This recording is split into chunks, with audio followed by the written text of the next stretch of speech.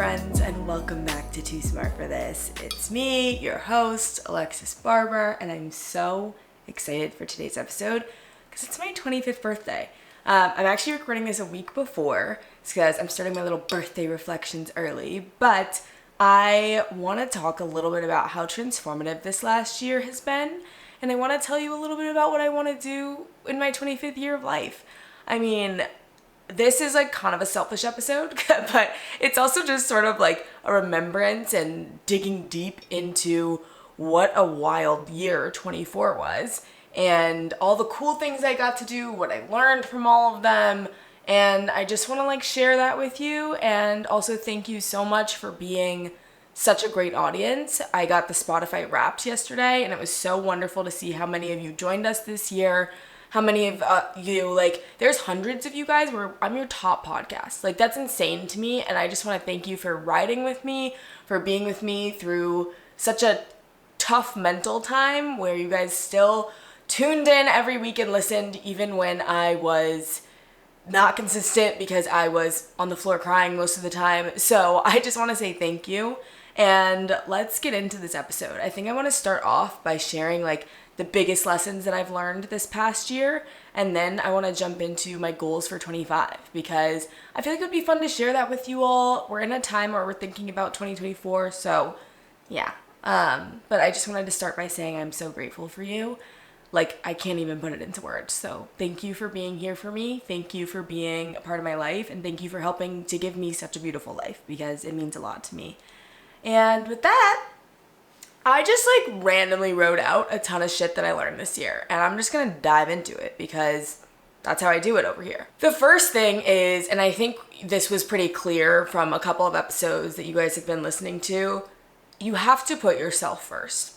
And this is so funny because I believe when I started this podcast almost 3 years ago now, I really thought I was putting myself first. I thought I was like, I'm done with external validation, like all this stuff. But it turns out I think this is a life lesson that has really had to continually be taught to me, where I often, and it's a survival mechanism I learned because I grew up in such a chaotic and like unstable environment, I always am trying to appease people around me. And that doesn't mean that I'm not being myself. It doesn't mean that I'm not honest. It means that like I default to making sure everybody feels like I'm being nice to them, but instead of actually thinking about what I want. And that was happening in my relationships, that was happening in my like life at large. And I feel like the decision to ask myself, like, does this align with what I want? What do I actually want here? And am I getting it or not? And then making the decision to change things in my life because of that was so major for me, and it was something that I didn't even realize was like a form of people pleasing. It was a form of getting external validation because I was still doing things for other people to feel okay instead when they genuinely were hurting me and not what I wanted. So that first example of like getting that birth control removed, big deal for me. The second example of ending my relationship, big deal for me because as much as there was amazing things in it, there were things that were like, if I am going to be in a relationship, this is what I want, and I'm not getting it here, so I'm going to end this. And that was hard to do, but it had to be done, you know what I'm saying?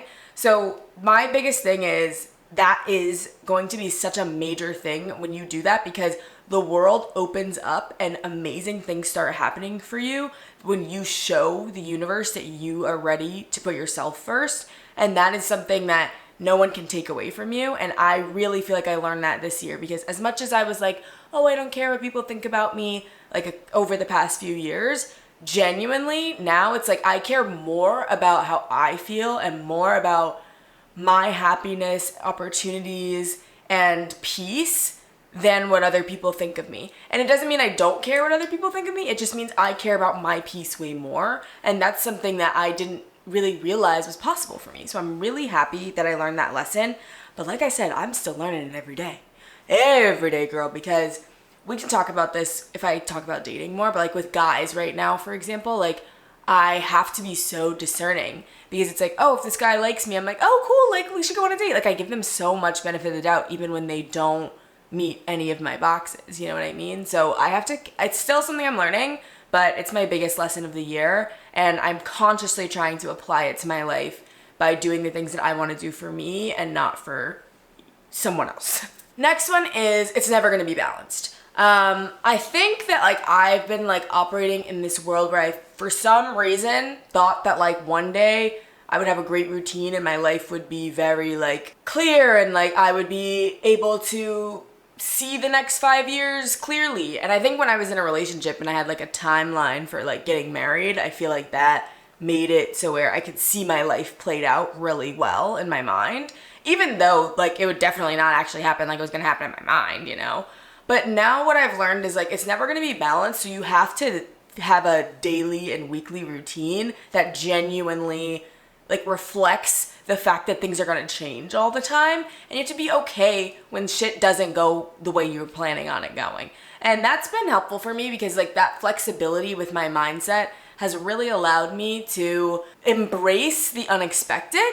And the unexpected is often the most fun thing out there. You know what I mean? Like I personally have the most fun when I wasn't planning on going out that night, but I did anyway. Or when I randomly made a new friend in a new place when I wasn't like intentionally like trying to go make friends. I think that recognizing that it's never going to be balanced, but that the unexpected is where beauty happens, is such a beautiful lesson. And obviously at business school, things change all the time. With content creation, my life changes so much. Like people will ask me, oh, Alexis, what are you doing this summer?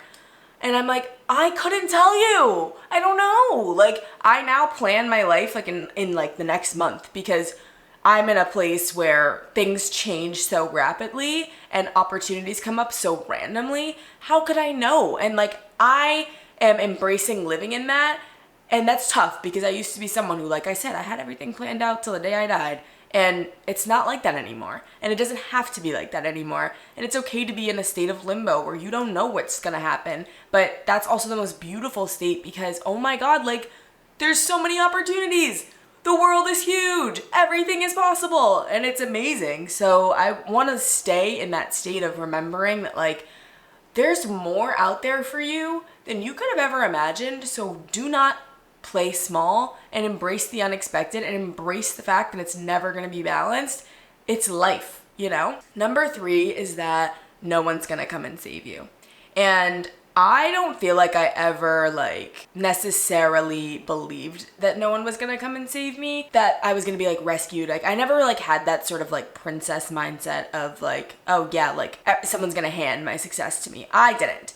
But I have a lot of people in my life who have that mindset where they just think someday a switch is gonna go off and things are going to, or they're gonna marry someone who's gonna give them everything they ever desired, or someone's gonna randomly, like they're gonna win the lottery or something like that. Like I have people in my life who feel like that. And then I also can notice like in myself thinking, oh, one day everything's gonna be okay, or it'll all happen at some point, like whatever, and I don't have to work for it because whatever. And that mindset is kind of like a victim mindset where you don't see that your power is within you. And it's really just been bothering me recently because I've been seeing it in some of my friends and my family members where they just think like, oh, it'll happen somehow. And I do believe that opportunities and things will happen for me somehow. But I also believe in discipline, and I also believe in hard work, and I also believe that you have to be creating opportunities for yourself, not someone's gonna come save you. Like, I've never had the mindset like, oh, I'm just gonna marry somebody and like, I'll have everything given to me. Like, I just don't align with that, and I don't think you should either. And I think it's something we do subconsciously, where we think like, oh, like, whatever, like, I'm not gonna worry about this because, you know, whatever, something's gonna happen for me long term, and or like I'm gonna be rescued, or I just can't wait, or like you're like dreaming about someone coming in and sweeping you off your feet and rescuing you. And that's just not gonna happen. And I think it's because we're putting our power outside of ourselves instead of really looking inward and knowing like, wait, I can do this myself. We sell ourselves so short. Everything you wanna do wants you to, and you are the only person who can make it happen. So don't expect somebody else to come in and give it to you. Don't expect like a random deal. Like, for example, like if you are a recording artist or something and you're expecting like once you get a record deal, everything's going to be fine.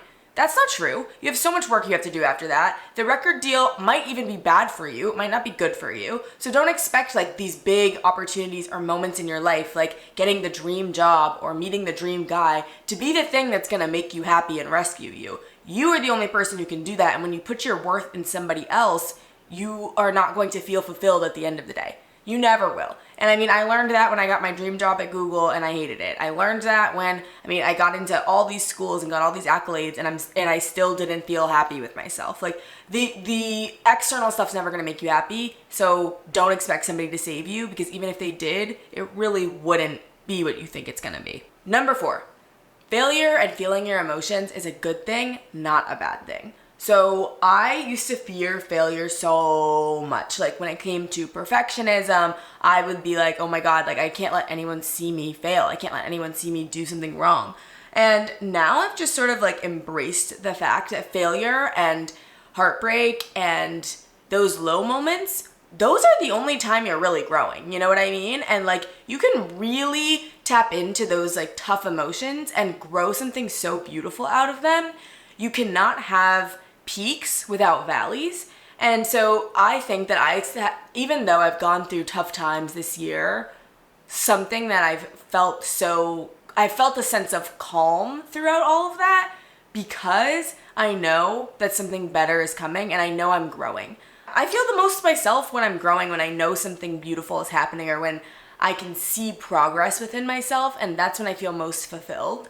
So I think it's important for us to, instead of constantly trying to avoid failure, like I used to, like constantly trying to avoid, looking bad in front of people or avoid appearing like you don't know what you're talking about. Instead of that, try something and you'll learn from that, and it'll feel good when the next time you do it well. I think if you're not failing, or if you haven't had a moment in this past year where you've been like, damn, like I wish I did better with that, or I wish I wish something this turned out differently.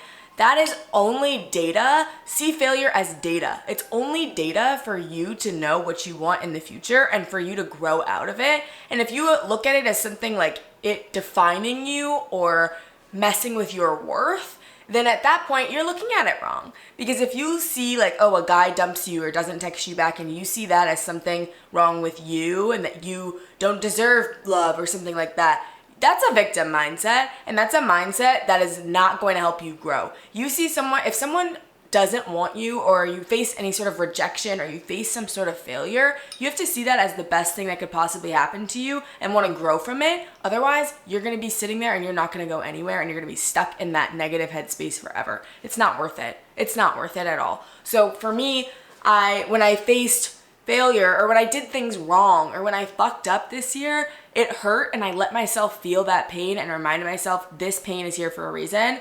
I am now going to step it up in a different way. And the only way you can do that, it goes into my next point, which is number 5, which is you have to own your shit. You have to own your shit.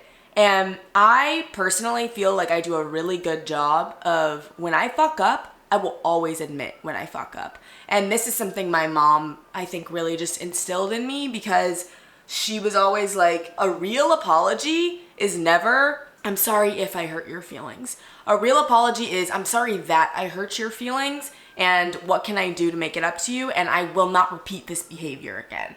Because if you repeat the behavior after you fuck up, you didn't learn from it and you aren't really sorry. And so for me, especially this year when, I went through a breakup, like he wasn't the only person doing things wrong in the relationship. Like I have to own the shit that I did.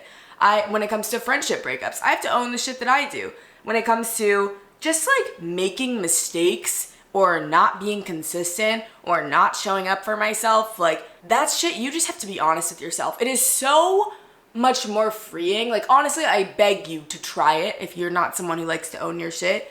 I beg you to try it out and think to yourself like, wait, did I do something wrong here? Let me just own that. And it's so much more freeing because you don't feel that overwhelming sense of like trying to find someone else to blame. I'm not doing that anymore. I don't blame other people for the shit that's wrong with me, or I don't blame other people for the shit I go through. I own it, and I'm like, it's because of me. And honestly, I could have done better in that situation, and I'm sorry I didn't. And it feels so much better because you're not making excuses, and people, like, when I hate when people make excuses. It's stupid. And like, I feel like because I've been through so much, I'll be around these people who are making excuses because of like random shit, and I'm like, listen, clearly nobody here's been through some shit.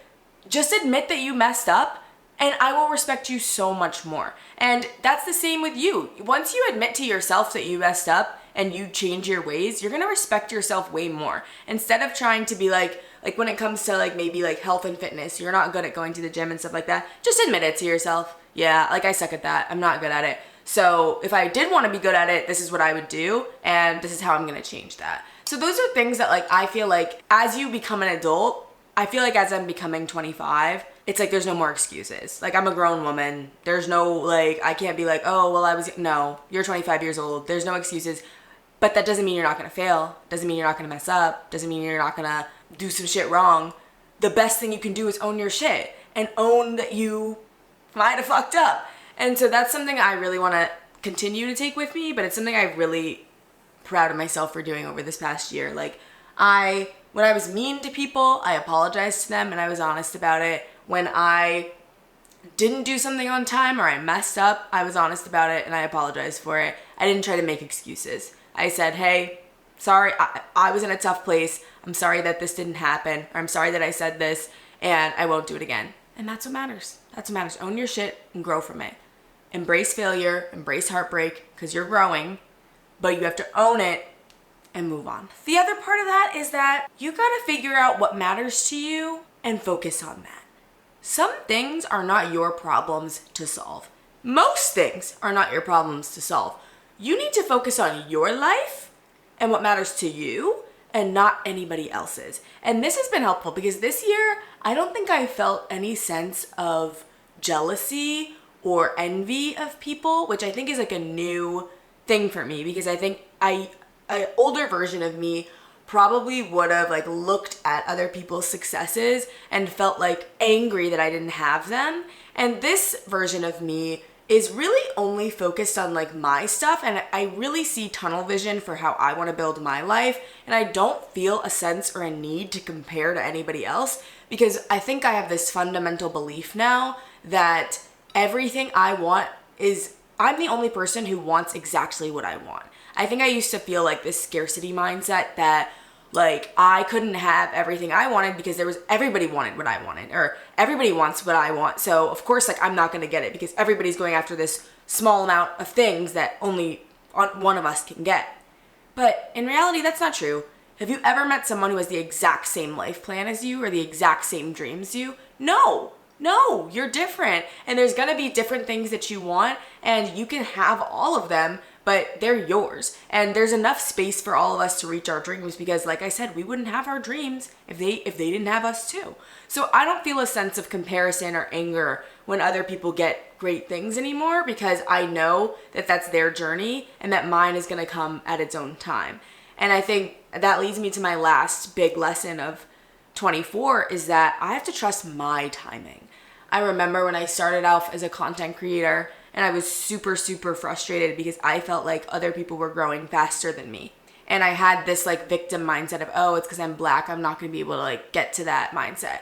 And that became true because I believed it, not because it was necessarily true. And I started self-sabotaging and not being consistent, or not being the best content creator I could be, or making excuses for myself because I felt like I was putting myself in this victim mindset. That's not true anymore. I know I could have everything I wanted with content. I just have to decide that I genuinely want it and to go after it. And that's what matters here. It's not about like who has it or who else has it or who else has these opportunities. Miracles, changes, life happens every single day, all the time. There is no need for me to be sitting here and be like, oh, well, this person got it. I'm no longer going to be able to have all my dreams come true. No. Like, if you have that mindset, nothing will happen because you're going to make that happen, not because of the universe or the opportunities that are out there. There's so much abundance in this world, and we cannot keep putting ourselves in boxes because we're scared, or self-sabotaging because we're scared. It's not worth it anymore, okay? So when it comes to trusting your timing, I've found that looking backwards is what helps me the most with this, because every time I've failed at something, or every time something hasn't gone well that I really wanted it to work, one, I always had a gut instinct beforehand. I always did, and I would ignore it. And two, it's always been for the best. I've always learned something new. I've always felt excited about the opportunities that come afterwards. And God has always shown up for me, and he's always shown up for you. And so that's something that I want to remind you to take with you for your life. If you're younger than me, if you're older than me, it's all about your timing. And if you're looking at other people, just remember that they have different goals and they have different dreams and they've been through different stuff than you have. And if they're getting it faster, if they're getting it in a different way, it's not because they're better or worse or whatever. It's because your time is coming when you are going to get the most perfect example or a dream that you wanted, and it's going to happen for you then, but it doesn't have to happen in the same way as somebody else's now. Like, it's great to look at other people as sources of inspiration or expanders or belief that you can do something, but you don't have to have the exact same path as somebody, because your path is uniquely designed for you. If you got everything you wanted tomorrow, you wouldn't be able to handle it. So you have to remember this is a journey and that this is all happening for a reason. And I genuinely believe that, because I feel like this year, even when bad shit happened, like when my breakup went down, like when all of that happened, like it was painful and messy in the moment, and I was so angry, and it all happened exactly how it needed to for me to get to where I am now. And I'm grateful for it, because even when shit's been tough this year, I've been able to maintain a sense of gratitude and respect for myself. And that means so much to me. So I'm really happy with that. So those are my big lessons from 24. I'm sure there's more, but you guys were with me through everything that I was learning. So you can go back and listen, I guess. Now I want to chat about my goals for 25.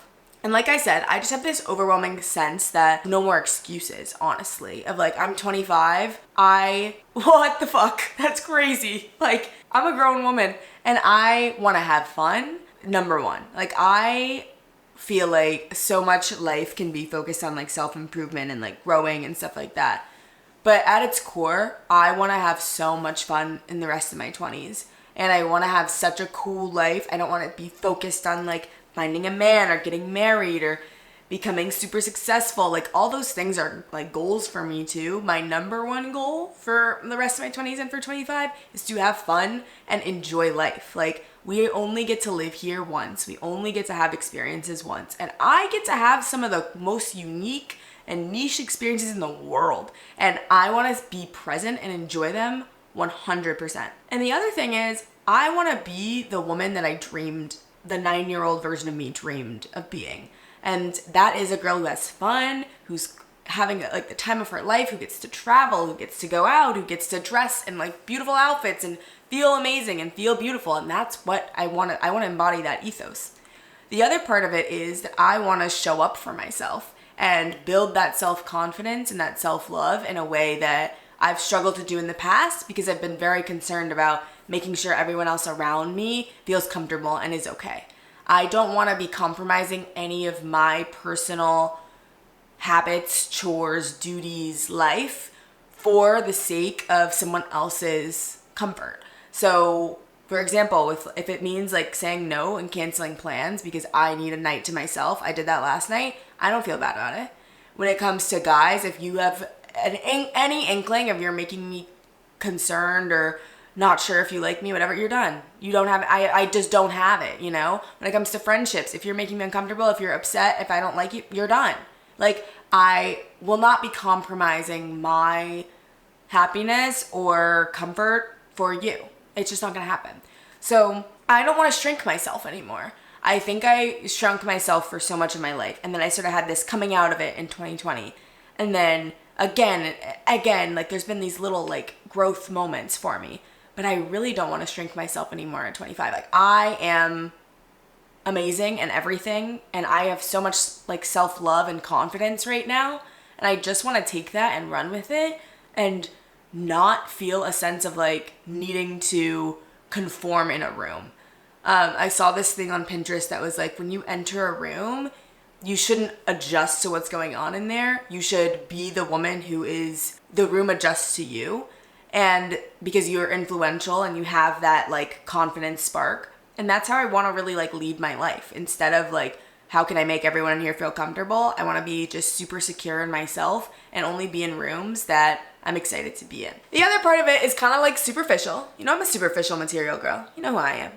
And I just want to like really focus on like looking the best I've ever looked, and being someone who is investing in my like appearance and my health long term, because I want to look like this for the rest of my life. Like I want to look great. And so I want to invest in my skincare. I'm someone who's like kind of lazy with my skincare and my body care and stuff. I don't always do it all. So that's something like I'm getting inspired by, is seeing other people like with the gua shaing every day and with the like Pilates and the workouts and stuff. Like that's something I really do want to like focus on more. So beauty and superficial stuff still means a lot to me, and it's super fun for me like as a woman. So that type of thing is also something I want to focus on. The other kind of superficial but important part is money, and I want to really be in my bag this year. I had such a great Q4 when it comes to content creation. Like I've had a really amazing quarter, and I want to take that and I want to really build out my systems and my team in 2024 that are really going to help me get to the next level. I feel like I'm laying a really good foundation right now, and I want to really build that. So in a year, when I turn 26, we can look back on this and we can see, Alexis, what did you do? Did you make your goals happen? Whatever. Like I said, everything changes so quickly in my life that I'm sure my goals and visions will change later. But I feel really safe and secure and positive about where I am right now.